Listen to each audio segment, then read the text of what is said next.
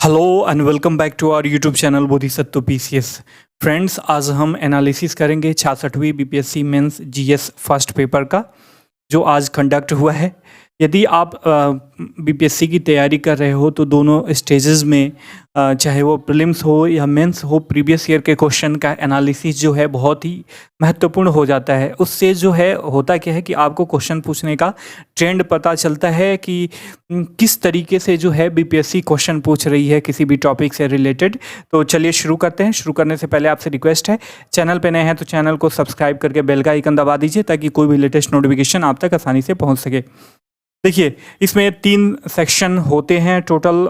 जो है यह टाइम जो है 3 घंटे की होती है, 3 आवर्स टाइम होते हैं और टोटल मार्क्स जो होते हैं 300 नंबर्स के होते हैं। इसमें 3 सेक्शन होते हैं, ठीक है, और 8 क्वेश्चन जो है आपको करना होता है तीनों सेक्शन मिला के, ठीक है। चलिए देखते हैं सेक्शन फर्स्ट जो हिस्ट्री का होता है कि किस प्रकार से प्रश्न पूछा गया है। पहला प्रश्न है, what were the causes of Santhal revolt, what were its course and outcome. कह रहा है संथाल विद्रोह के कारण क्या थे, उसकी गति और उसके परिणाम क्या थे। काफ़ी स्टैटिक प्रश्न है। जो भी लोग प्रीवियस ईयर के क्वेश्चन को एनालाइज करे होंगे, उसको पढ़े होंगे, वो आराम से इस प्रश्न को करके आए होंगे, ठीक है। 38 नंबर का प्रश्न है, सीधे सीधे। दूसरा प्रश्न है कि बिरसा आंदोलन की विशेषताओं की समीक्षा करें। Examine the characteristics of the Birsa movement. काफ़ी स्टैटिक प्रश्न, सीधे सीधे प्रश्न पूछा है। इसमें कोई सा भी आपको जो है दिमाग लगाने की ज़्यादा आवश्यकता नहीं है। प्रीवियस ईयर के क्वेश्चन का एनालिसिस और टॉपिक कितना इंटरवल के बाद कौन सा टॉपिक पूछ रहा है, जो लोग भी प्रश्न एनालिसिस करके पढ़े होंगे वो आराम से प्रश्न कर रहे होंगे। काफ़ी स्टैटिक जा रहा है प्रश्न। तीसरा नंबर प्रश्न है, Champaran Satyagraha was watershed in the freedom struggle. Explain. Champaran Satyagraha स्वाधीनता संघर्ष का एक निर्णायक मोड़ था, ठीक है, स्पष्ट कीजिए।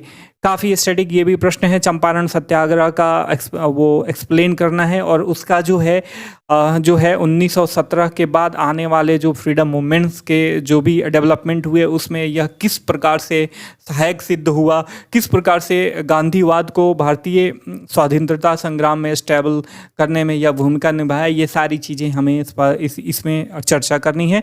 काफ़ी स्टैटिक क्वेश्चन है, आसान है।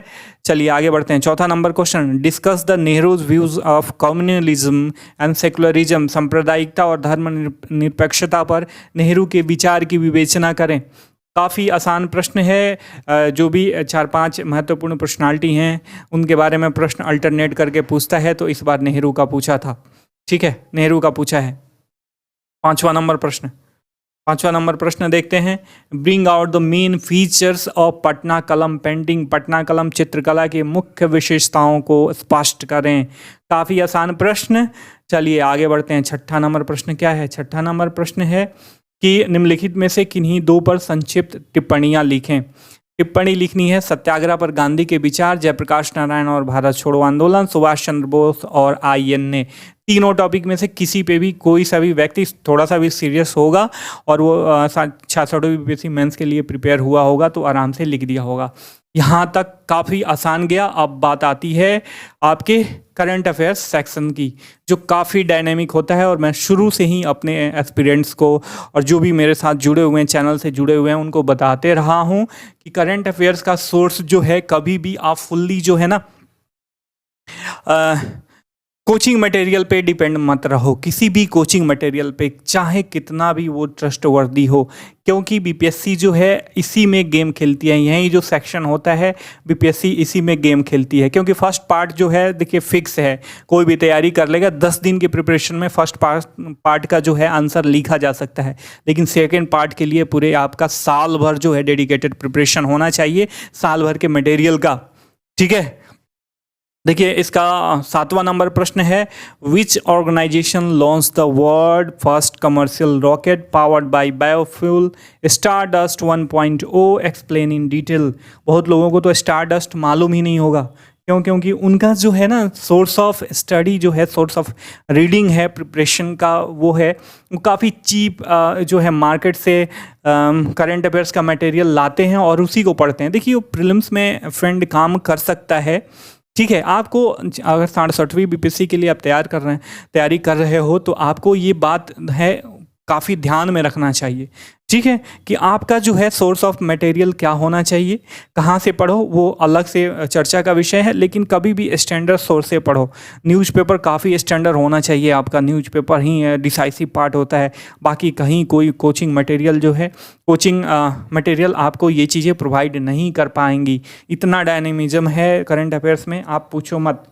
ठीक है, आपको पता ही होगा स्टारडस्ट के बारे में यदि आपने प्रिपरेशन किया होगा तो। ठीक है, आगे बढ़ते हैं। अगला टॉपिक है, अगला प्रश्न है कि 12वें ब्रिक्स सम्मेलन के प्रमुख उभरते मुद्दों, वैश्विक स्थिरता के लिए साझेदारी, साझा सुरक्षा और विकास के लिए अभिनव वृद्धि का वर्णन करें। ब्रिक्स समिट जो है हर एक साल होती है, आपको पता है। हर बार में कुछ नई चीज़ें होती हैं, तो इस बार भी जो 12 ब्रिक्स समिट का major emerging issues, partnership for global stability, shared security and innovation growth for the development, ये सारी चीज़ें पूछी गई हैं। ब्रिक्स सम्मेलन के प्रमुख उभरते मुद्दे जैसे वैश्विक स्थिरता के लिए साझेदारी, साझा सुरक्षा और विकास के लिए अभिनव वृद्धि, ये सारी चीज़ें इनका वर्णन करना है। तो जो व्यक्ति डिटेल एनालिसिस करके इसका पढ़ाई करा होगा ना, वहीं ये कर पाएगा। ठीक है, सबसे पहली बात कि देखिए करंट अफेयर्स को ना कभी भी आपको यहाँ से मैं एक थोड़ा सा आउटपुट देना चाहूँगा अपने तरफ से कि करंट अफेयर्स कभी भी पढ़े ना किसी भी टॉपिक में, जैसे स्टार डस्ट के बारे में दिया हुआ है। ठीक है, कि स्टार डस्ट क्या है, स्टार डस्ट को किसने लॉन्च करा और इसका क्या मतलब सिग्निफिकेंस है, ये सारी चीज़ें आपको चर्चा करनी है इसमें। तो वो blue shift aerospace startup company थी, जो कुछ साल पहले ही, कुछ वर्ष पहले ही इस्टेब्लिश हुआ था, फाउंडेड हुआ था। तो उसी ने ये लॉन्च करा था स्टारडस्ट 1.0। तो स्टारडस्ट जो है, सबसे बड़ी बात कि इसमें जो भी इनोवेटर्स हैं, लाइक इंडस्ट्रियलिस्ट हो गए, स्टूडेंट हो गए, इस सेक्टर में काम कर रहे हैं, काफ़ी मतलब कम सस्ते दाम में ये आपको एक्सपेरिमेंट कराएगा। कम पेलोड और वो सारी चीज़ें में ना कोई भी स्टूडेंट्स या कोई भी ऑर्गेनाइजेशन इससे एक्सपेरिमेंट कर सकती है। ठीक है, ये इसी से सारी चीज़ें रिलेटेड थी। इसका कहने का मतलब ये हुआ कि कभी भी आप करंट अफेयर्स की कोई भी टॉपिक पढ़ो ना, जैसे मान लो स्टारडस्ट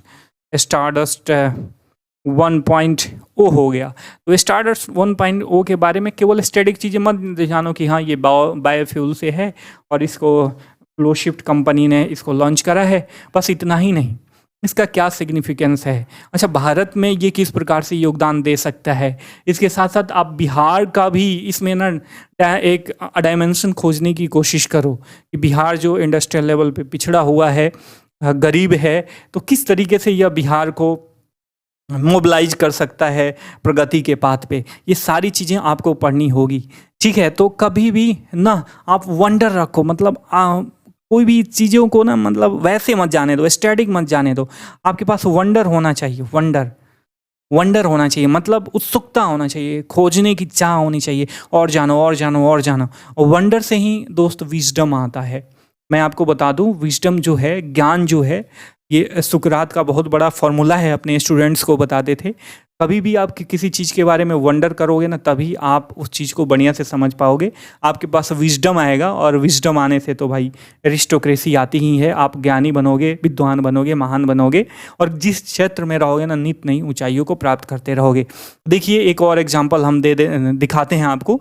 9th नंबर प्रश्न है कि examine the recent basic features and provision of Atmanirbhar Bharat Rozgar Yojana after the spread of कोविड-19 pandemic with special reference to India. ठीक है, भारत के विशेष संदर्भ में कोविड-19 महामारी के फैलाव के बाद आत्मनिर्भर भारत रोजगार योजना के हाल ही की प्रमुख विशेषताओं एवं प्रावधानों का परीक्षण करें। कितना महत्वपूर्ण है ये आत्मनिर्भर भारत योजना।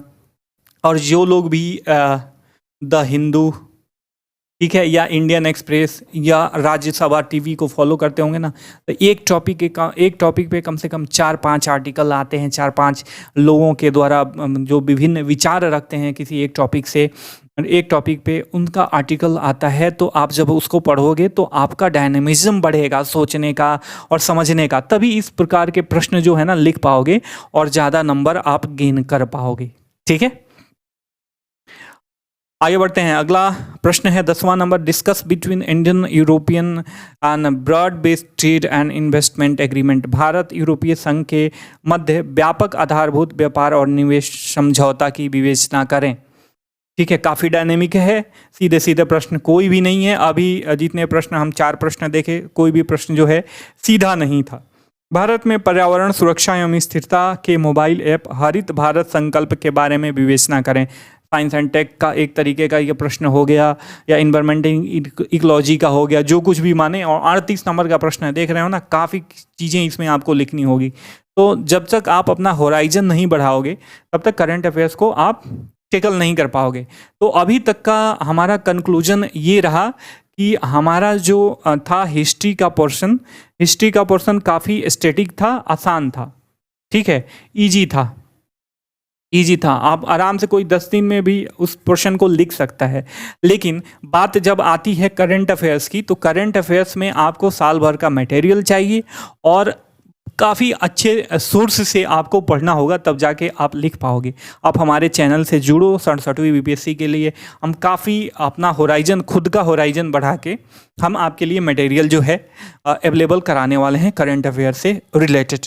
ये हमेशा चलता रहेगा सीरीज। अभी से 2 अगस्त से 67वीं बीपीएससी की प्रिपरेशन स्टार्ट होने वाली है, हमारे चैनल पे वीडियो अपलोड होने वाली है। तो अभी से ना, जब तक 67वीं बीपीएससी का पेपर नहीं हो जाता तब तक जो है हमेशा जो है 1 या 2 सप्ताह में जो है वैसे डिटेल टॉपिक किसी भी करंट अफेयर्स पे डिटेल एनालिसिस जो है अपलोड होती रहेगी। तो आप हमारे चैनल से ज़रूर जुड़ें। अब तीसरा वो महत्वपूर्ण, ये भी काफ़ी महत्वपूर्ण सेक्शन है, आपका स्टैटिक से रिलेटेड 72 मार्क्स के क्वेश्चंस होते हैं। चलिए देखते हैं इसमें क्या है। कह रहा है the pie chart provided below gives the distribution of land in a village under the various food crops. Study the pie chart carefully and answer the question given below. काफ़ी आसान प्रश्न है, मुझे लगता है 4-5 नंबर का क्वेश्चन होगा ये। पहला कह रहा है कि which combination of 3 crops contributes 50% of total area under the food crops. काफ़ी आसान है ये, θ/360। और ये आपका जो भी एलिमेंट है, ये वाला प्रश्न, ये वाला आपको फार्मूला याद होगा तो आराम से कर लोगे। ठीक है, the total area under jowar was 1.5 million acres, then what was the area under rice. ठीक है, काफ़ी आसान ये प्रश्न है। काफ़ी मैंने अपने स्ट्रेटजी वीडियो में बताया था कि किस तरीके से आप टैकल करें। तो आप पहले आपने प्रश्न को पढ़ा होगा, जो लोग भी पढ़े होंगे आराम से उनको बहुत अच्छा लगा होगा। ये काफ़ी आसान है। तीसरा नंबर प्रश्न है, यदि गेहूं का उत्पादन जौ के उत्पादन का 6 गुना हो तो गेहूं व जौ के प्रति एकड़ उत्पादन का अनुपात क्या होगा। घ नंबर प्रश्न, यदि चावल का प्रति एकड़ उत्पादन जौ के प्रति एकड़ उत्पादन के से 50% अधिक हो तो जौ का कुल उत्पादन चावल के कुल उत्पादन का कितना प्रतिशत था। यदि फसलों के लिए आवंटित कुल क्षेत्रफल का 5% बढ़ा दिया जाए और गेहूं के लिए आवंटित क्षेत्रफल में 12% की बढ़ोतरी की जाए तो नई वृत्त सारणी में गेहूं के लिए अंश का कितना कोण होगा। तो ये काफ़ी 12 नंबर प्रश्न तो काफ़ी आसान था। जिनको भी पाई चार्ट आता होगा, मैं बहुत पहले पिछले साल पाई चार्ट से रिलेटेड जो भी प्रश्न आते हैं, जो भी बेसिक कॉन्सेप्ट था, मैं जब आप लोगों को बताया था। जो जिन्होंने रिवाइज किया होगा, पढ़ा होगा पाई चार्ट, आराम से कर लिए होंगे। 13 नंबर प्रश्न कह रहा है कि नीचे दी गई सूचना के आधार पर निम्न प्रश्नों का उत्तर दीजिए। पहली सारणी में MBA कक्षा के उन विद्यार्थियों के प्रतिशत को दर्शाती है जिन्होंने वित्त, मार्केटिंग और सॉफ्टवेयर क्षेत्रों में रोजगार प्रदान किया। और दूसरी श्रेणी में रोजगार प्राप्त करने वाले विद्यार्थियों की औसत मासिक सैलरी प्रदर्शित करती है। तीसरी, प्रत्येक वर्ष इनमें सफल होने वाले विद्यार्थियों को प्रदर्शित करती है। तो ये 3 जो है 3 सारणी दी गई हैं, 3 डायग्राम दिया हुआ है, ग्राफ दिया हुआ है, और तीनों का स्टडी करके आपको करना है। काफ़ी कॉम्प्लिकेटेड था, मैंने पहले बताया था कि जब भी आपको मिक्स ग्राफ मिले ना, 2 से 3 हो, आपको कॉम्प्लिकेटेड वो लगे, तो आप उस ग्राफ को छोड़ दिया करो, आगे बढ़ो। ठीक है, काफ़ी 2 ही करने होते हैं तो आपको आराम से मिल जाएंगे। लेकिन फिर भी जिनकी प्रैक्टिस होगी वो तो आसानी से कर लेंगे। ठीक है, 15 नंबर प्रश्न, ये काफ़ी सीधे सीधे प्रश्न था, एक ही ग्राफ पे बेस्ड है, आराम से किया जा सकता है। ठीक है, ये बार डायग्राम पे बेस्ड है, इसमें पूछा है। तो ये थे प्रश्न, काफ़ी आसान था। इसका जो है फर्स्ट पोर्शन हिस्ट्री जो स्टैटिक होता है 10 दिन के प्रिपरेशन में आप आराम से उसे कर सकते हो, लेकिन जब बात आती है करंट अफेयर्स की, करंट अफेयर्स काफ़ी डायनेमिक था और स्टैटिस्टिक्स जो था एज यूजुअल था, जो हमेशा पूछा जा रहा है। ठीक है, तो आई होप कि आपको एनालिसिस पेपर का अच्छा लगा होगा। वीडियो जरूर पसंद लाइक करें, चैनल को सब्सक्राइब करें और अपने फ्रेंड के साथ शेयर करें। फिर मिलेंगे नए पेपर के एनालिसिस के साथ, तब तक के लिए शाइनिंग अप, टेक केयर, जय हिंद, जय भारत।